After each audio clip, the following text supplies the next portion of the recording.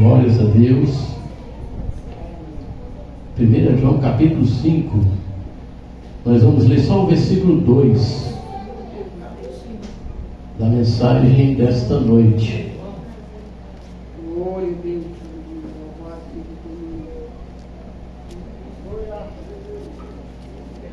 1 João capítulo 5.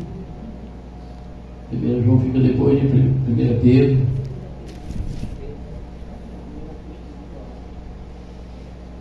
Não é o Evangelho de João, tá? É carta. Palavra de Deus em 1 João capítulo 5, versículo 2. Bendito seja o nome do Santo Senhor. Próximo ali o Apocalipse. Antes do Apocalipse, Judas. Aí tem 2 João, 1 João. Bendito seja o nome do Santo Senhor. Todos acharam amém? 1 João, no capítulo 5, versos 2, diz a palavra de Deus: nisto conhecemos que amamos os filhos de Deus, quando amamos a Deus e guardamos os seus mandamentos. Amém? Poder sentado, uma linda salva de palmas para Jesus. Glória a Deus. A palavra lida nesta noite, ou meditada no verso 2: nisto conhecemos que amamos os filhos de Deus, quando amamos a Deus.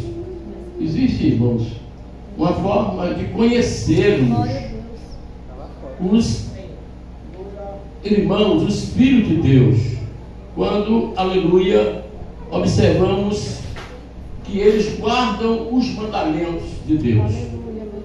Se eu não guardo os mandamentos, eu não serei nunca reconhecido como filho de Deus. Então, nós notamos essa imposição quando a carta escrita pelo apóstolo João narra desta forma: se eu não guardo os mandamentos, eu não sou considerado filho de Deus. E nós estamos aqui, irmãos, a igreja do Senhor, ela tem que guardar os mandamentos, porque o objetivo nosso é sermos chamados filho de Deus. E quem vai herdar a vida eterna são os filhos de Deus. Não são de maneira nenhuma, como diz, os bastardos, mas filhos de Deus. E essa palavra, que tem como epígrafe o texto: a fé em Jesus e as suas consequências. Existe, aleluia, consequência para servir a Deus. Deus não nos chamou para vivermos em mar de rosas. Não, aleluia. Glória a Deus. Eu não vi nas passagens bíblicas de Gênesis e Apocalipse que foi fácil para os homens de Deus e para as mulheres de Deus. De maneira nenhuma. Foi algo difícil, foi algo doloroso. Aleluia, louvado seja o nome do Santo Senhor. E no verso 1, quando João escreve: todo aquele que crê em Jesus e o Cristo, é nascido de Deus, e todo aquele que ama o que gerou, também ama o que dele é nascido. Então João, ele já começa a dizer aqui algo interessante, irmãos.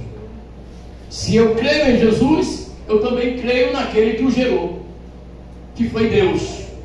E nós vamos ver, interessante, irmão, porque Deus, ele é único, é um em três, ou é três em um, né? Pai, Filho e Espírito Santo.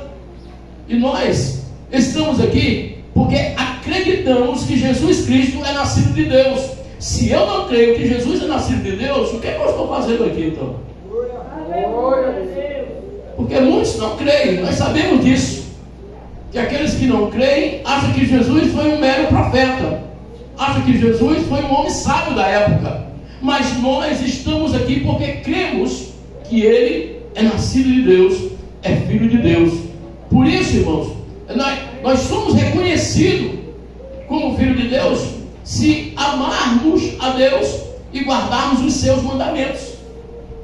Se eu amo a Deus e não guardo, não adianta. Se eu guardo e não amo a Deus, também não adianta. Então, queridos, é necessário que sejamos completos em relação, aleluia, a servir a Deus. Porque esta é a caridade de Deus. Esta é a caridade de Deus. Se guardarmos os seus mandamentos, e os seus mandamentos, guardarmos os seus mandamentos, e os seus mandamentos não são pesados, Senhor.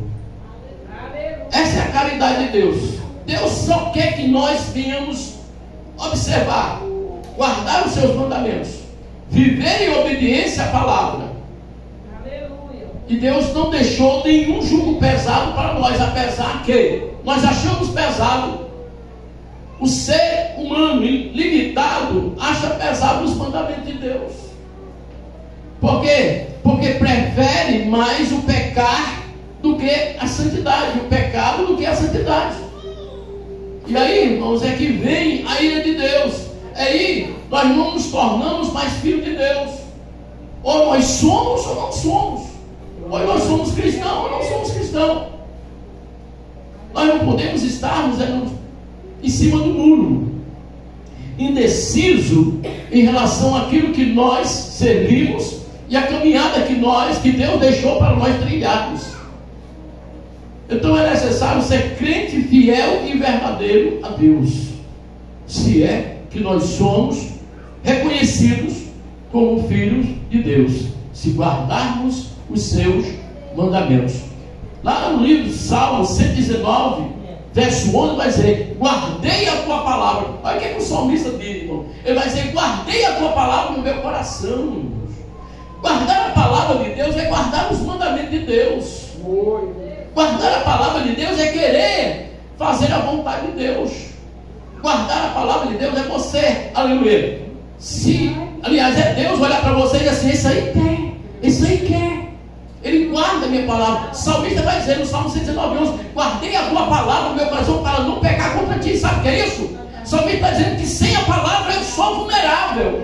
Sem a palavra eu sou fácil de cair no pecado, de transgredir a lei, a vontade de Deus, de voltar, aleluia, ao que era antes para o mundo, porque não guardo a palavra. Então a palavra é escudo, irmão. A palavra é força, é escudo, é fortaleza para nós. Se eu guardo a palavra, eu estou firme. E se eu estou firme, eu tenho uma vida eterna. Eu tenho garantia de entrar no céu.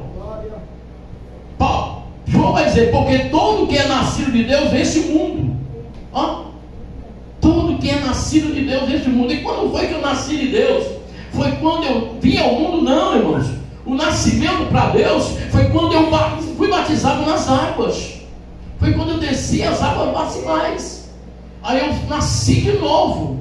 Eu fui gerado ou regenerado para Deus. E João vai dizer assim: porque todo que é nascido de Deus vence o mundo. Então, se eu nasci de Deus, há uma consequência para mim melhor: eu vencer o mundo. Por quê? Porque a própria Bíblia vai dizer que no mundo jaz o maligno.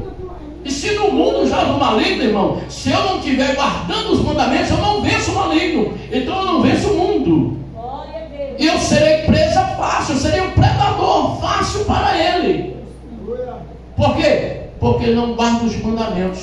Porque eu não nasci de novo. E eu vou dizer para você: nascer de novo não é quando eu fui concebido pela minha mãe, não. Nasci de novo quando eu aceitei Jesus e desci as águas batimais. E eu saí dali uma nova criatura. E vivo hoje em novidade de vida, como diz a palavra. Então, a Bíblia vai dizer: porque todo que é nascido de novo, todo que é nascido de Deus vence o mundo. E essa é a vitória que vence o mundo, a nossa fé. Olha só, João, ele é tão completo que ele vai dar assim para nós uma receitazinha, irmãos. Como é que tu vence o mundo? Pela fé. E a fé o que é? É o firme fundamento das coisas esperadas, para as coisas que não se veem. Se eu tenho fé, então eu estou demonstrando para Deus que pela fé eu guardo os mandamentos. E se eu guardo os mandamentos e demonstro para Deus que eu tenho fé, eu venci o mundo, eu venci o inferno, eu venci o maligno, eu venci o diabo, eu venci os demônios, por causa, aleluia, da minha obediência a Deus, porque eu guardo os mandamentos de Deus, porque, aleluia, eu sou nascido de novo. Eu não, aleluia, desci as águas como se um mero mergulho, de maneira nenhuma, irmãos. Nós não podemos fazer o nosso batismo quando fomos batizados pelo nosso pastor de maneira nenhuma como um mero mergulho. porque aí não é nascer de novo. Mas eu acreditei, quando eu entrei naquela água, eu sei que eu vou nascer uma nova criatura. Eu sei que eu vou mudar a minha trajetória. Eu sei que a partir de agora Deus tem uma nova história para mim. Deus está trilhando um novo caminho. Ele está firmando os meus passos. Aleluia. Louvado seja o nome do seu Senhor. Eu acredito, irmãos, que todo aquele, aleluia, que largou a cruz, que desistiu, aleluia, da caminhada, que olhou para trás, aleluia, foi aquele que ainda não nasceu de novo. Aquele que não se firmou ainda, porque não nasceu de novo. Sendo que a Bíblia vai dizer que há um só Senhor, como também há um só batismo, é claro. Mas, irmão, aleluia, eu tenho que ter convicção que no momento em que eu fui batizado, eu fui gerado de novo, regenerado, nasci de novo. Para quê? Para vencer o mundo. O batismo vence o mundo. Jesus não precisava ser batizado, ele não tinha pecado. Batismo, irmão, significa arrependimento de pecado. Mas Jesus não precisava ser batizado. Mas por que ele foi batizado, pastor? Para demonstrar, aleluia. Ele nos dá agora uma guia para nós, aleluia. Assim como eu faço, tu vais fazer. É tanto que questionou João Batista quando, aleluia, estava batizando Jesus. Mas Senhor, tu vens a mim, eu que necessito de ser batizado, e tu pedes para que eu te batize. Sabe, irmãos, Jesus não necessitava, mas ele deixou, aleluia, para nós seguirmos esse exemplo. Por quê? Porque eu seria regenerado, eu nascer de novo para vencer o mundo. É por isso que Jesus disse: vós sois mais do que vencedores, porque crê em mim, porque guarda os mandamentos, aleluia, porque, aleluia, vive, aleluia, foi regenerado, vive novidade de vida. Então vocês vão vencer o mundo. Quem é que vence o mundo, senão aquele que crê em Jesus, Filho de Deus? Só aquele, irmãos, que vai vencer o mundo é aquele que crê que Jesus é o Filho de Deus, que é batizado, que é regenerado, que vive em novidade de vida, que obedece e guarda os seus mandamentos. Olha o que João vai dizer aqui, irmãos, no versículo 6. Este é aquele que veio por água e sangue, isto é, Jesus Cristo, não só por água, mas por água e por sangue e o Espírito. E o que testifica por aí? Porque o Espírito é a verdade. Ora, Jesus ele veio por água e por sangue, não foi? Porque lá naquela cruz do Calvário, a Bíblia diz que ele verteu todo o seu sangue. E quando entraram a lança dele, saiu água. Água e sangue, mostra aí. E o Espírito, pastor? Quando ele, aleluia, foi ao Pai, e que ele diz: e vou enviar o Espírito Santo, o Consolador. Porque se eu não morrer, se eu não for, Deus não vai enviar. Agora, isso é na terra, tanto que vai assim, ó. Porque três são os que testificam no céu. Quem é? Pai, a palavra e o Espírito Santo. Isso, pastor, mas você está falando Pai, palavra e Espírito Santo. E cadê Jesus? Se Deus é Deus Pai, Deus Filho e Deus Espírito Santo. Mas essa palavra aqui, a palavra significa exatamente Jesus. Porque se você for lá para 1 João, no capítulo 1, a Bíblia vai dizer assim, ó, que o verbo, que é a palavra, se fez carne. Não é Jesus? Se eu tirar verbo, tá? Jesus se fez carne, ele habitou no meio dos homens. Então a palavra que é Jesus, quando ele veio ao mundo, ele se fez carne e habitou. Então, o que testifica no céu são três: Pai, Filho e Espírito Santo. Esses três são um. E três são os que testificam na terra: o Espírito Santo, a água, o sangue. E esses três concordam um. Então, irmão, se recebemos o testemunho dos homens, o testemunho de Deus será sempre maior. Se nós temos testemunho de homens, João diz que o testemunho de Deus é maior, porque o testemunho de Deus é este, que de seu Filho testificou. Observamos, irmãos, que quando João escreve isso aqui, ele fala exatamente do testemunho de Jesus. E Jesus, ele veio testemunhar de Deus. É interessante aqui essa troca de testemunho. Jesus ele veio testemunhar de Deus, e Deus veio testemunhar de Jesus. Por quê, irmão? Porque nem nada e nenhum passo em nenhuma direção de Jesus foi feita senão na consulta a Deus. Porque Jesus, ele saía do meio dos apóstolos, do meio da multidão, para falar com Deus. E uma das provas maiores, Jesus fez muitas vezes isso aí, mas uma das maiores, aleluia, direção foi lá no Getsemane, na oração, quando ele disse: Pai, se for possível, afasta de mim esse cálice. Todavia, não seja a minha vontade, mas a tua. Jesus fazia tudo conforme a vontade do Pai. Agora, Jesus testificava do Pai, e Deus testificava de Jesus, porque só são um. Quem crê no Filho de Deus, em si mesmo tem um testemunho. Quem é Deus não crê, é mentiroso, o faz, porquanto não creu no testemunho que Deus de seu Filho deu. Irmãos, a igreja evangélica, a igreja cristã dos dias atuais, que necessita de muita melhoria em relação à espiritualidade, em relação a essa passagem aqui de crer no Senhor. Porque se nós verdadeiramente estivéssemos crendo mesmo, nós não faríamos certas coisas erradas. Nós não sairíamos, não desviaríamos um pouquinho do caminho, com nossas atitudes, com nossos atos, com nossos pensamentos, com o nosso falar, com a nossa conduta, com o nosso andar. Sabe? Tudo isso que nós fazemos nos tira do caminho estreito. Porque se o caminho é estreito, tudo que nós fazemos, irmão, é estreito. O pensar tem que ser estreito. Cuidado com o que tu vai pensar. Porque todo pensamento de Deus, a Bíblia diz que Ele sonda os meus pensamentos, Ele esquadrinha o meu coração. Então Ele me conhece de dentro para fora, de fora para dentro. A Bíblia diz que os olhos do Senhor contemplam tudo e todas as coisas, nada é oculto. Você imagina esse Deus aí, que está sondando pensamentos, que está esquadrinhando corações dos seres viventes da terra.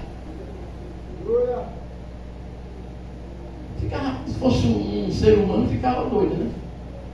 Escutando o irmão reclamando, escutando o irmão orando, escutando o irmão murmurando, vendo, aleluia, o outro pecando, vendo o outro se desviando, vendo o outro. A paz é muita coisa para Deus. Hein? Eu acho que um computador ficava doido, o HD estourava o HD do computador, que é a memória do computador. Então imagina só Deus olhando para nós e vendo que muitas vezes nós, como denominamos filho de Deus, que achamos que guardamos mandamentos, que somos regenerados e que temos essa fé, mas muitas vezes nos desviamos por causa de alguma atitude, de alguma coisinha que desagradamos a Deus. E o problema não é dele de Deus não, irmãos. O problema é nosso, sabe por quê? Porque eu estou saindo da porta estreita e entrando no caminho largo. A mensagem foi tão direcionada, tão centralizada em relação a isso que eu estou ministrando aqui na mensagem, a missionária trouxe. Porque muitas vezes o aparelho celular, como ela falou, nos desvia de Deus. Às vezes as pessoas dizem: a internet é do diabo. É não, irmão. É o nosso pensamento, é o nosso dedo, que às vezes usa por ser do diabo. Glória a Deus. Porque tem coisas boas, como a irmã falou.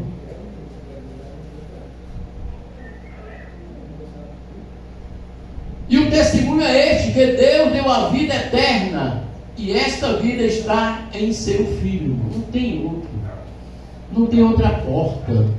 Não vai ser por meio de Maria, não vai ser por meio de Pedro, não vai ser por meio de João, de Paulo, não vai ser por meio de Buda, de Allan Kardec, não vai ser, aleluia, pelo Padre Cícero. A vida eterna só tem Ele. Jesus, aleluia, disse: eu sou o caminho, eu sou a verdade, eu sou a vida. Diz aqui João, aleluia, que o testemunho é este, que Deus nos deu a vida eterna, e esta vida está em seu Filho. É só por Ele. E Ele diz que Ele é a porta. Se tu entrar por mim, tu entrarás, sairás e acharás pastagem. Ele é a porta. Ele é a porta que nos dá, aleluia. Sabe qual é a porta, irmão? É no caminho estreito. O caminho estreito vai terminar numa porta estreita. Glória a Deus. E essa porta, olha, eu quero dizer para você uma coisa. Eu digo caminho estreito, não é porque o caminho é apertado, não. O caminho estreito porque significa renúncia, significa despojo, significa santidade. Esse é o caminho estreito, irmãos. Você pensa que o caminho estreito, porque é bem estreito, eu já estou passando por ele. A espessura de uma cerâmica. Tem o que uma cerâmica dessa? 40 centímetros. Né? Eu acho que não é nem isso não, já é 20, 30, deve ser 35 centímetros. É estreito, né?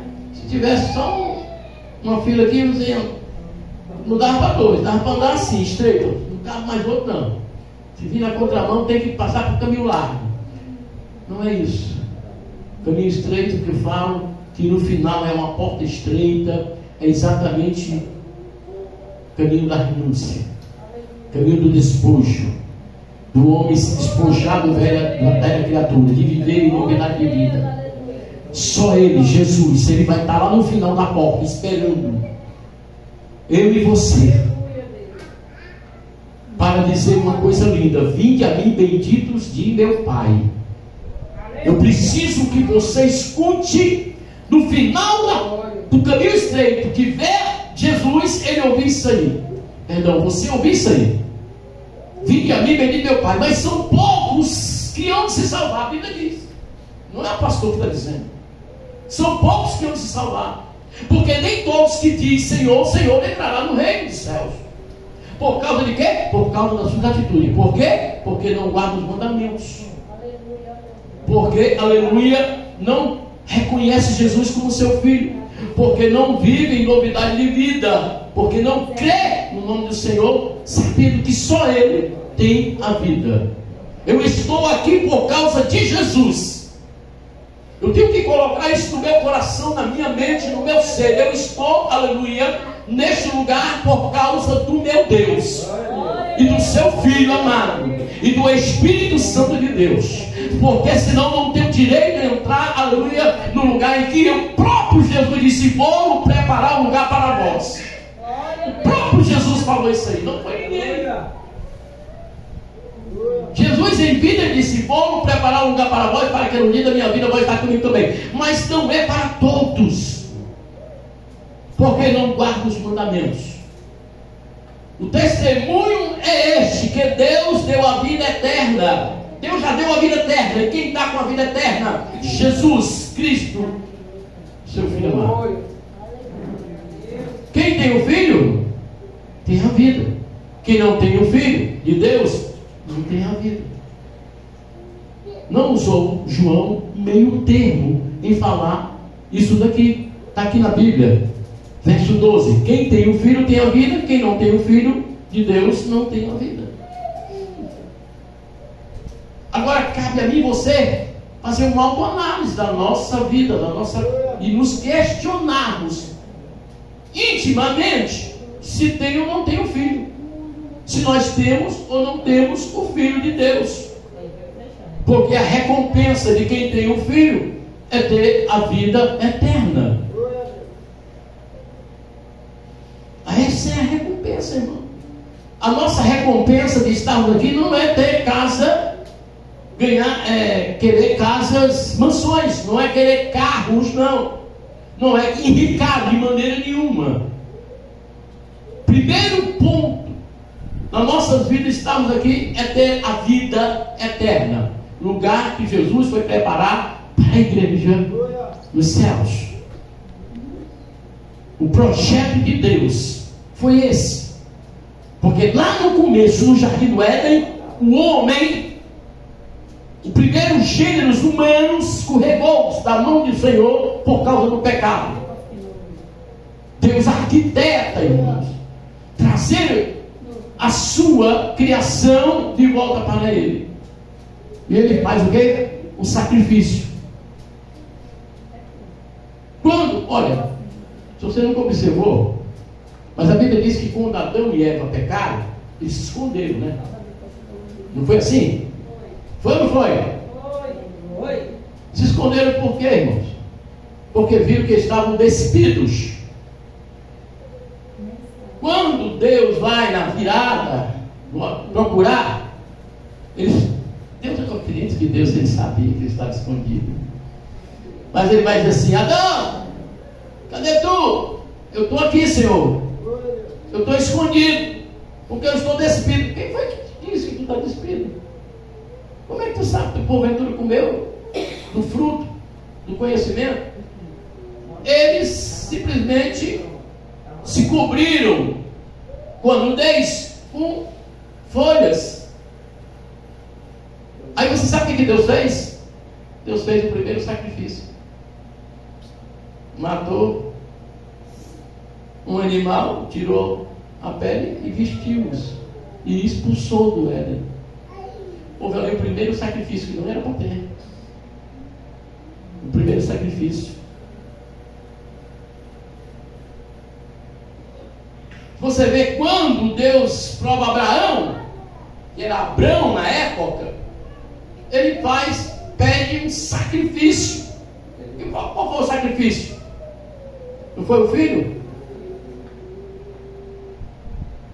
Você sabe o que significava agora aquele sacrifício de Abraão com Isaac? Jesus. Uma forma de provar a fé. Porque eu não tinha coragem. Você tinha coragem de sacrificar seu filho? Ninguém tem, irmãos. Então era um sacrifício, mas Abraão, ele não pensou duas vezes. Saiu caladinho. Se Sarai, na época que era Sarai, depois virou Sara, soubesse disso, ela não deixava o filho ir. Porque era mãe, não deixava. Ele sai, vou com o moço lá sacrificar. Deus já tinha falado com ele, representando Jesus, quando ele escutaria o cordeiro. Meu chá atrás. Então quem tem um filho, irmãos, tem a vida. Quem não tem um filho, não tem a vida. Agora, você dizer de boca, eu tenho Jesus no meu coração. Não vai falar que nem as outras denominações. Eu tenho Jesus no meu coração, mas não guardo os mandamentos, não tenho. Não guardo os mandamentos do Senhor, não tenho. Não é nascido de novo, não tenho. De maneira nenhuma. Não tem fé, não pode ter e nem vencer o mundo. Porque nós vencemos pela fé. O diabo nós vencemos pela fé. Se eu não tiver Jesus, eu não tenho a vida. Se eu não tenho Jesus e nem a vida, estou perdendo tempo dentro da casa de Deus. Desculpa a franqueza, mas é verdade. É dessa forma. João, ele não usou meio termo para falar quem tem e quem não tem. Já disse tudo. Aí João vai dizer para encerrar: estas coisas eu vos escrevi para que saibais que tendes a vida eterna e para que creais no nome do Filho de Deus. Glória a Deus. Nós estamos vendo, aleluia, nesse finalzinho algo interessante. João, ele está escrevendo para que você entenda e para que você saiba que a vida eterna é só para os que creem no nome do Filho de Deus. Aleluia, Deus. Existe uma condição, pastor, aí? Existe uma condição. A palavra está nos dando uma condição. Só vai ter vida quem crê em Jesus. E quem crê em Jesus, irmão, como diz a Bíblia, são como os montes de Sião. Não vai se abalar com nada. Não desiste por nada. Aleluia, meu Deus. É uma assim. Só que nós nos abalamos com qualquer coisa. E desistimos fácil de Jesus por qualquer coisa. Isso demonstra para Deus que eu não tinha Deus. Glória a Deus, aleluia. Irmãos, se abalou porque aconteceu isso ou aquilo. Pronto. Glória a Deus, aleluia. Irmãos, os homens de Deus, eles criam tanto que a perseguição era tremenda, não é como essa que nós estamos vivendo. Glória. Era perseguição de morte, era o exército romano matando, arrastando vivos. E estava acontecendo na cidade, eles pulavam para algum canto, mas eles continuavam pregando, e a palavra de Deus tinha que ser apregoada. Porque para eles o sofrimento era como um troféu. Paulo ensina na prisão. Os homens foram quase como um morto preso, de tanto apanhar. Chega na prisão, eles estão louvando, eles estão orando, eles estão orando, eles estão louvando. Isso significa para Deus que eles têm fé. Oh, glória a Deus. Que aquilo dali para ele não era nada. Você tem uma ideia como é que João, esse peso que escreveu esse livro, foi morto? A Bíblia diz que quando foi preso, que foi colocar na cruz, ele disse: peraí, não é assim não, rapaz. Eu não sou digno de morrer como meu mestre. Bota aí de cabeça para baixo, bota. Me prega de cabeça para baixo aí nessa cruz. É fé, irmãos. Eu acredito Paulo preso em prisão domiciliar em Roma. A Bíblia vai dizer que Paulo desejou a morte, irmão. Ali quando foi para ser decapitado, eu disse: meu filho, é aqui, ó, tem aqui, né? Que vai dar? Dá aqui logo, papai. Pelo amor de Deus, eu estou doido para conhecer Jesus, meu mestre. É porque ele se abala pouca coisa. Ah, meu Deus do céu, acabou o gás. Ah, não tem feijão. Não tem mais o arroz. Se abala com isso não, irmão. Jesus, ele é provedor. Quem crê no Senhor, olha só, essas coisas eu escrevi para que saibais e entendais que a vida eterna é para só os que creem no nome do Filho de Deus. Aleluia. Isso é uma condição que João está nos dando aqui. Glória a Deus. Se eu tenho alvo, vida eterna, e não bens materiais, nem terreno, mas morar no céu, então, meu irmão, eu estou alegrando o coração de Deus. Deus está alegre comigo. O Senhor é comigo, o Senhor é contigo. Mas se qualquer coisinha, na hora que o barco entrar na tempestade, o vento soprar, você sair fora, pular dentro d'água achando que vai morrer. A Bíblia diz que Paulo estava no navio sendo levado preso, com um monte de prisioneiro. E veio uma tempestade muito forte, vento para um lado e para o outro. E Paulo vai levantar a voz e dizer assim: ei, nessa noite eu tive uma visão. Que ninguém saia do barco. Porque pode o barco entrar à deriva e se desmanchar todo. Mas nem o fio da sua cabeça será arrancado. E a Bíblia vai dizer, irmãos, que quando começou o negócio, que começou a desmanchar o navio, alguns foram pegando os botes. Só chegaram na ilha chamada Malta os que estavam no barco. Escaparam. Os que foram, morreram. Isso é fé, irmão. Os homens da fornalha de fogo ardente entraram por causa da fé. Daniel não duvidou que os leões iriam jejuar naquela noite toda. E olha que naquela época os leões não eram alimentados não, viu? Era para estar com muita fome, para quando chegasse um, não chegasse nem encostar no chão. Foi o que aconteceu, viu? Quando o rei mandou, tirou Daniel, jogou os camaradas lá que acusaram ele, a Bíblia diz que não chegaram nem bater no chão, nem um osso. Já foi sendo devorado no ar. Amém, irmãos? Então essa é a fé em Jesus, que tem consequências, tem, mas a nossa fé tem que ser inabalável. Palmas para Jesus. Vamos